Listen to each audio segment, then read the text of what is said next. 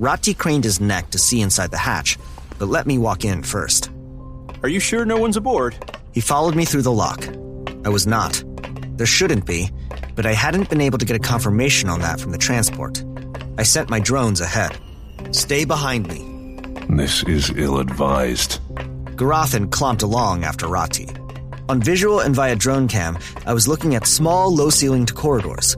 Dingy and scuffed, but mostly clean. Worn gray and brown upholstery on the seats along the bulkhead in the small lounge we passed through. Lights were up. Life support set for humans, but the transport was clearly designed mostly for cargo shipping with passengers as an afterthought.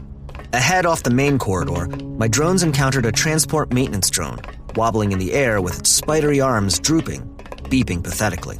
Do you smell something bad? Something's happened to the waste recycling. The air cleaners were working, but the filters needed maintenance the transport couldn't perform. Or maybe it had been stopped deliberately, hoping to try to alert someone. The limping ship's drones swerved away from my drones and led them through a short upward passage and into the main crew lounge. Right.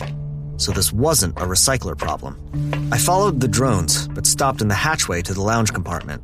Ratti and Garathan halted behind me in confusion. I had trained them too well to step past me in a situation like this, walking into a strange place, but Ratti peered around my side, and Garathan stood on his tiptoes to see over my shoulder. It was a fairly standard lounge with padded seats along the walls and quiescent display surfaces floating in the air. In the far wall, a set of steps wound up to the cabin area just above.